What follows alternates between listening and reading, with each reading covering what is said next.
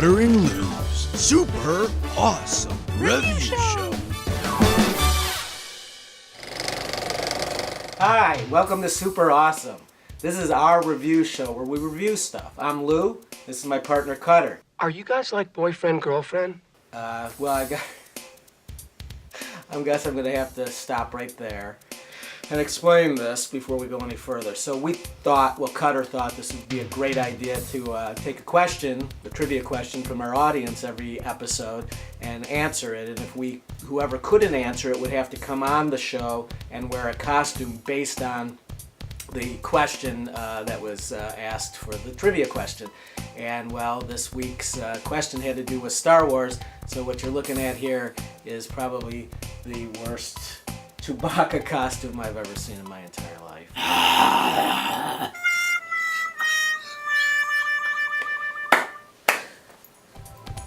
Take the wig off and tell them what this week's show is about.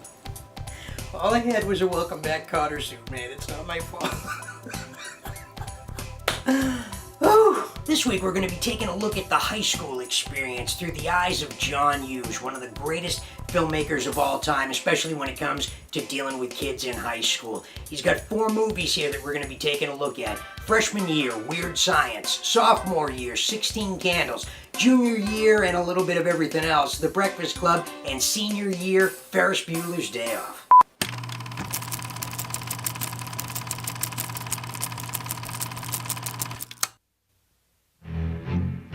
You know, it's not a bad idea. What? Making a girl. Actually making a girl. This is Wyatt and Gary. I'd give her Wamdigious mammary glands. Something's about to change their world. Something out of this world. She's alive! Alive! What would you little maniacs like to do first? It's all in the name of science. Weird science. If you want to be a party animal, you have to learn to live in the jungle. Not us. Not here. No way. She is turning their lives, Trust me for once, will you? What is going on? Gary, I don't know. I don't know.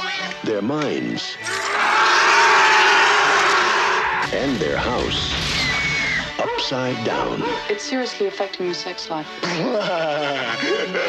It's completely unnatural. Do you realize it's snowing in my room? Totally unbelievable. What's going on? And definitely weird. Hi, dudes. They went from zeros to heroes in one fantastic weekend. That's so good. Universal Pictures presents a John Hughes film, Weird Science. It's purely sexual. I hate that movie. Just for that, I ought to give you a set of elephant balls. What? How is it possible that you hate that movie? I don't know, man. It's just one of those movies that I see it like once every decade. So I've seen it like way more times than I should have for a movie I hate. But I always think, well, maybe I missed something or I was in a bad mood or something. So I'll rewatch it like I did for this show. And I don't get it. None of it's funny to me. Oh my God. To me, it's post Anthony Michael Hall being funny or entertaining, He is so fantastic, and he's playing a freshman in this movie. And first of all, the thing that I love about this movie is that they're actually young. They're not 40-year-old guys playing high school students. So they were really 14 or 15 years old when they shot this movie, which is absolutely fantastic. But who cares? Because they do all of Hughes movies. He was true to their ages. No, he wasn't. We'll talk about that later. No, not even close. But I'm just saying that I don't care because the humor didn't work. Do you have any idea how disrespectful that is?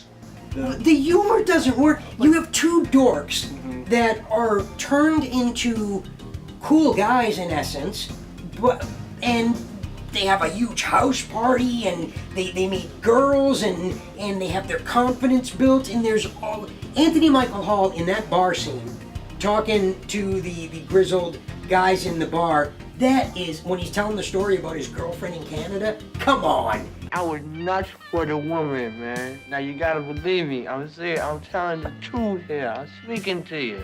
I just didn't get. I didn't get any of it. I say sometimes maybe the problem was that I hate to say this, I just didn't find Kelly LeBrock to be the perfect woman. So that might have been part of the problem. Don't make me angry. That's okay. I didn't buy the bullies. You didn't buy the bullies. Yeah. Robert Downey Jr. and maybe his first movie role, pre-Iron Who I Man. love.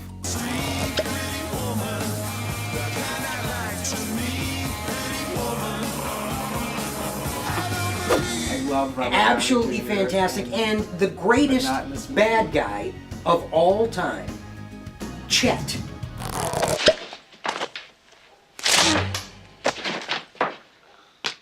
Right, but and that's the best part of the movie is when he gets turned into a giant pile of steaming. No, But it's not because. But it wasn't like it was because it wasn't funny to me because it was a great payoff to a bully. It was because it was a steaming pile of crap. Every movie that Bill Like the Paxton movie. is in, Yeah. he's the guy that you walk away with the one-liners. He's the guy that with the lines that you remember. And as Chet in this movie, he is fantastic. You stewed, buttwad. But that John scene Hughes is sums a up my genius. whole thought on the movie. So wrong. read into that.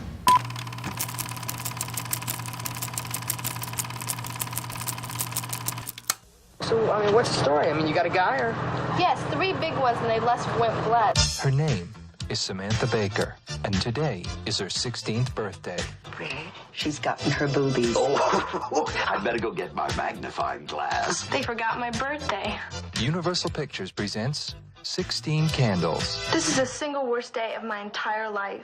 the story of a girl who's stuck with a guy who's driving her crazy, and stuck on a guy she's crazy about. He doesn't even know you exist. Do you know Samantha Baker? Kids are looking at me a lot. Maybe she's retarded. Nothing could shock me anymore. Underpants. Can I borrow your underpants for 10 minutes?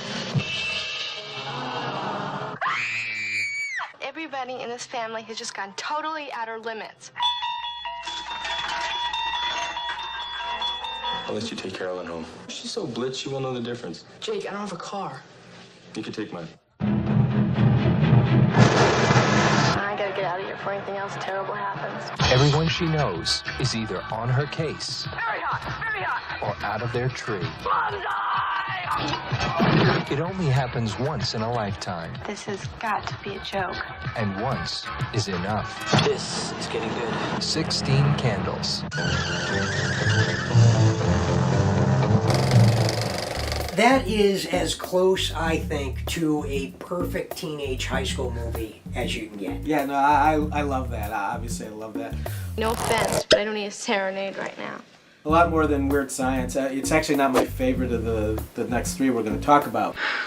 This is the single worst day of my entire life. I mean, clearly it's John Hughes' first directing effort, right? And he really establishes his point of view and the things that he likes to do with music and camera shots and the cast is perfect, right? From top to bottom. From obviously the leads are great, and then And I think a big secret for that is in the age-appropriate casting. Too many times we see these people that are 25, 30, playing high school kids, and Anthony Michael Hall was 15, and Molly Ringwald was 15. She actually turned 16 during the shooting of the movie. You say it's your birthday. It's my birthday too. Don't do that, okay? I mean, everybody in this movie is perfection. I know some people find him offensive as a stereotype, but Long Duck Dong is a brilliantly hysterical character. What's happening, hot stuff? at least it's not like Mickey Rooney in Breakfast at Tiffany's. Yeah. Which Yeah. is brutal. You are absolutely right So about there's that. right? Use But that. another thing that I think is fascinating about this as a whole is John Hughes, 35 years old, roughly about the time that he wrote and directed this, and so many women complain about men not writing for them well. And I think not being a woman, I guess I'm not an expert on this, but I believe her. Yeah. I believe her, and I believe the experience that Molly Ringwald is having in this movie. I can't believe this. I can't let this go on, though, without talking about how phenomenal Paul Dooley was as her father. I mean, that performance to me is as good as it gets, because he's playing this dad who's typically disconnected is the one, especially in high school films. And then they come up with this scene where she's sleeping on the couch and she's having the boy problems, and she has the conversation with her dad, and it's beautiful. If it's any consolation, I love you. And if this guy can't see in you all the beautiful and wonderful things that I see, then he's got the problem. Jake Ryan, absolutely, back in the 80s, every woman knew who Jake Ryan was.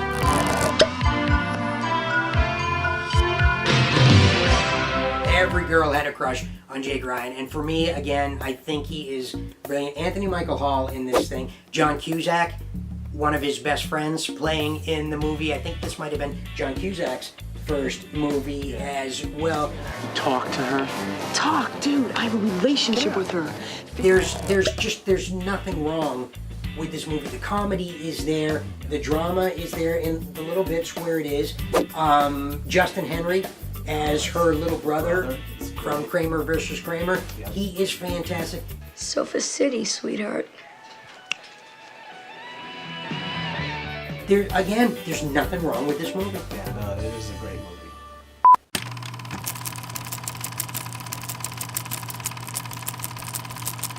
It is now 7:06. You have exactly 8 hours and 54 minutes to ponder the error of your ways. Any questions? Yeah. Does Barry Manilow know that you raid his wardrobe? A brain, a beauty, a jock, a rebel, and a recluse. Can't believe this is really happening to me. Before this day is over, they'll break the rules. Chicks cannot hold their smoke. That's what it is. Bare their souls. I'm a nymphomaniac. Are your parents aware of this? Take some chances. Being bad feels pretty good, huh? And touch each other in a way they never dreamed possible. Why'd you do that? Because I knew you wouldn't. The Breakfast Club. They only met once, I don't want to be alone anymore. You don't have to be. but it changed their lives forever. I mean, I consider you guys my friends. I'm not wrong, am I?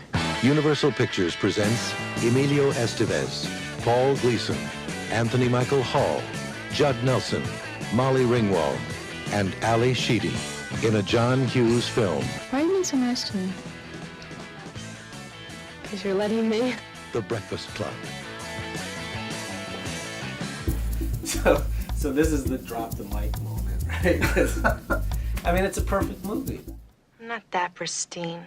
Well, I think it is known as the best high school movie, or at least people my age, our age, and I think it still holds up. I think every stereotype is represented and represented well, and the thing that I'm most fascinated by with this movie is that it's essentially a play. What are you babbling about? It's a movie that happens in one room, essentially. There are a couple different rooms, but mostly it happens in one place, and you never get bored of it. Yeah, no, it's always interesting. Hughes actually, just as a side note, Hughes actually turned it into a play because high schools were requesting the ability to do it in their theater department. So I've never seen it or read it or done anything with that, but yeah, it completely lends itself to that because that's what it is, you know. It's a one room, I mean, they moved around a little bit, it's a one room play with, these great characters. Everybody, Anthony Michael Hall and Molly Ringwald, I mean, it's all the best. It's the best they had done to me, and it's the best they ever did in terms of the roles that they play. They're so great in this movie. My favorite's Ali Sheedy, probably because I was, as opposed to Kelly LeBrock in Weird Science, I actually was crushing on Ali Sheedy.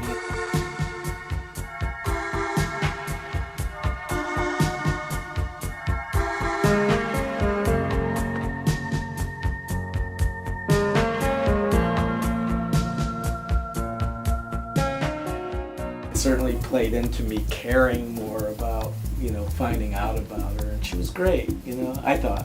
Well, he was, John Hughes, as a director and as a writer, I think he catches, at the time, again, in his 30s, he knew kids. And the thing that I think is great about him, and we sometimes talk down to kids, and we talk to them like they're stupid, and they're not. We weren't. The most annoying thing when you are that age is when somebody does talk down to you. And I think the magic of John Hughes is that he writes for kids, or he wrote for kids, like they were adults, because that's what they are. They're just people. The only problem that I do have with the movie, and it's a weird problem, Judd Nelson in this movie was only 24 years old, but he looks 30. So it's sort of social. Demented and sad, but social. But he was great. He does fantastic as Bender, John Bender. He really is dynamic. And originally, just as a piece of trivia for you, John Cusack was originally cast as Bender, and he wasn't tough enough or menacing enough, I should say, so they recast him with Judd Nelson, and I think it works. I think it works for the character. It's just that he looks so much older, personally, to me. Your daughter is 15 years old. Yep. Does it still hold strong for her? Does it still work? Yeah, I mean, the only thing I can say to that is she saw the movie, and after she saw it, she went out and bought a Breakfast Club t-shirt. So I think maybe it somehow worked for her. So she's got brains? Well, yeah. And she's your daughter? Luckily, her mother was involved in creating that so yeah. Awesome. Sure. Oh, and don't forget Paul Gleason and John Kapelos, who were absolutely fabulous. And Kapelos, and if you watch the movie, if you get a hold of the DVD, you'll see that John Kapelos, the janitor Carl, his character's name is Carl, he was Man of the Year for Shermer High School, 1969. And it just talks about, it shows you we're not that far away, and sometimes people go different paths in life, and it's fantastic. You took a teaching position because you thought it'd be fun, right? Thought you could have summer vacations off? And then you found out it was actually work. That really bummed you out. Gleason, one of the best villains of all time, and he's not really that bad. As an adult, I look back on it now, and I think when I was a kid, he was the biggest jerk I'd ever seen. And as an adult now, I'm like, oh, okay, I kind of get it. It's not so bad. I get it. But yeah, this is great. That scene when they all reveal why they're in detention, just beautiful. Again, just a great, beautifully written, directed movie. And it's one of those rare movies that does still stand the test of time. Yeah, forever. That'll never go away, I don't think.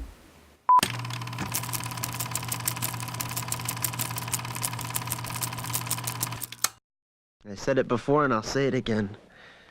Life moves pretty fast. You don't stop and look around once in a while, you could miss it. What is so dangerous about a character like Ferris Bueller is he gives good kids bad ideas.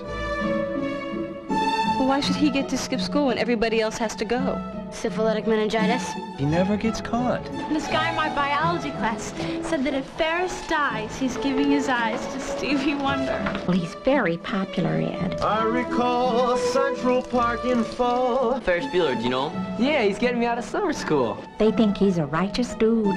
Think he'll be alive this weekend? I can see him denying popular belief, setting off on some impossible mission. He jeopardizes my ability to effectively govern this student body.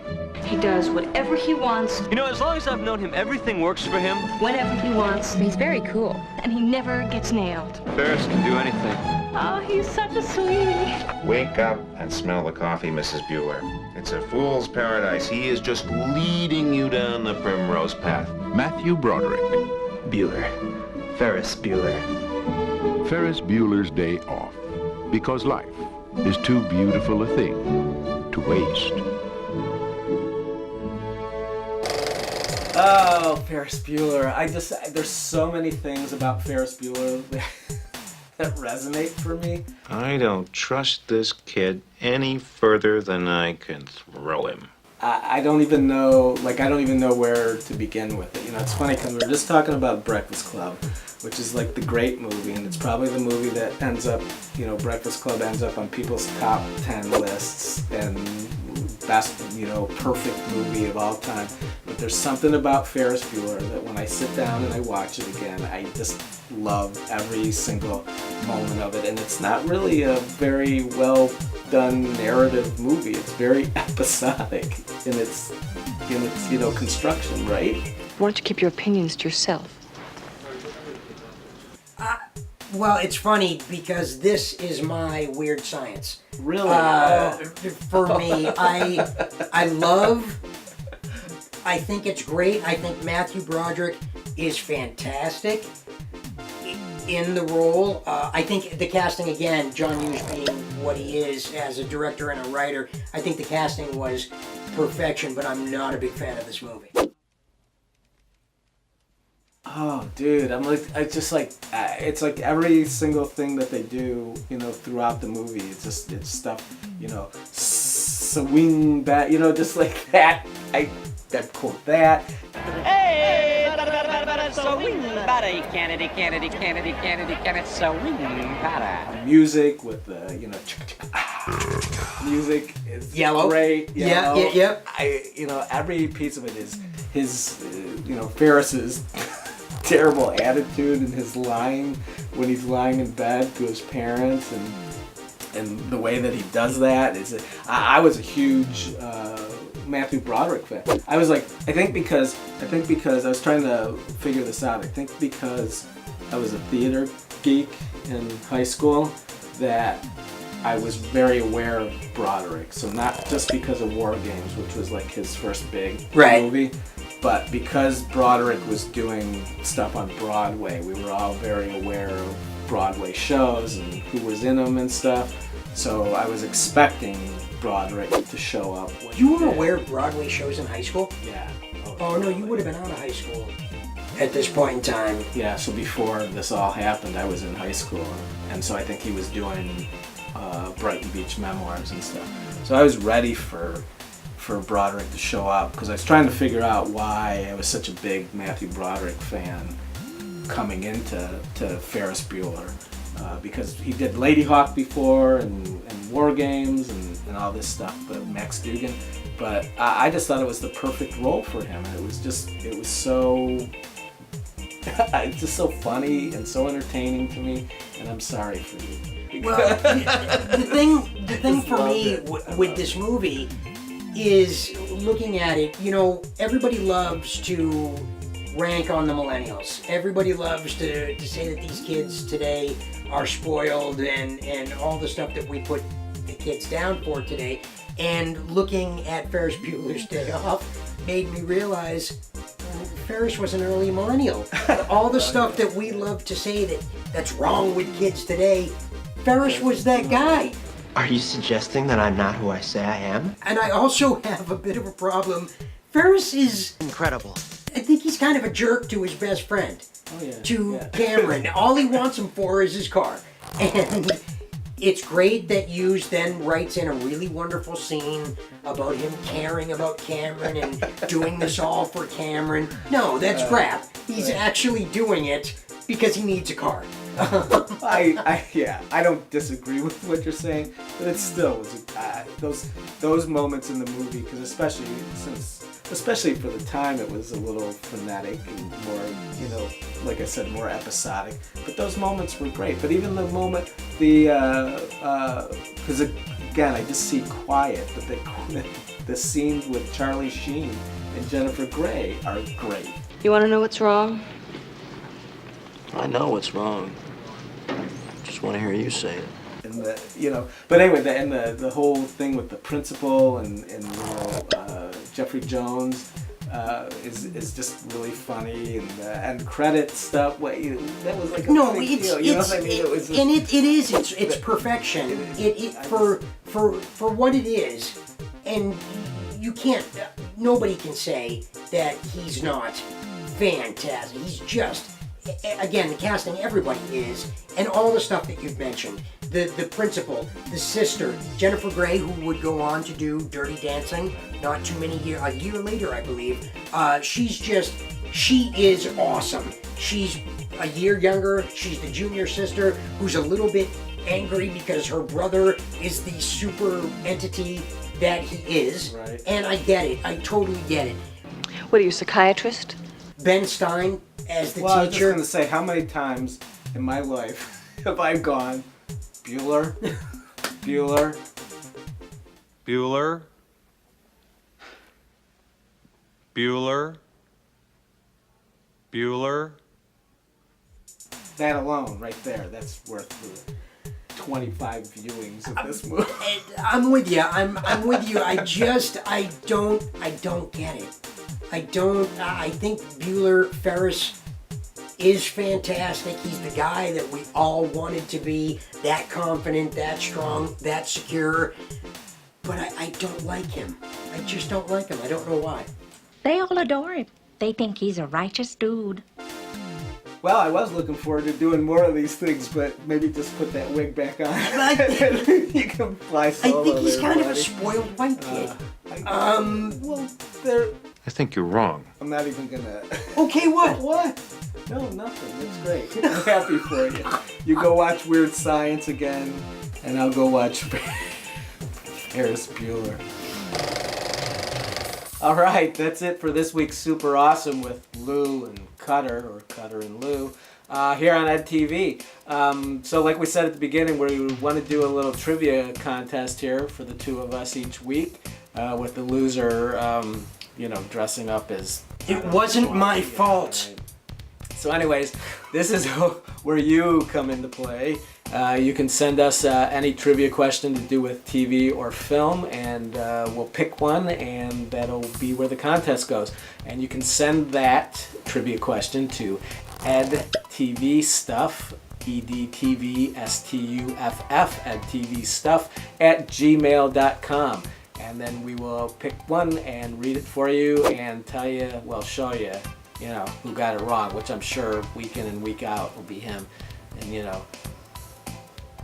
next week it'll be like a Breakfast Club question, and this will be his Molly Ringwald outfit too, I suppose. I did what I could with what I had. It's not my fault. Yeah, it never is. You guys have been fantastic. Also, don't be afraid to send us your comments, your thoughts. That's edtvstuff@gmail.com. Let us know what you thought about the show. Any thoughts that you have, any ideas that you have for different shows, for different things that you want us to cover. Yeah, that's it. In a nutshell. We are super awesome. Thanks for joining us. Bueller.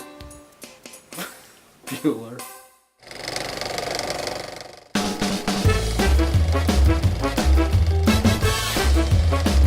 Cutter and Lou's Super Awesome Review Show.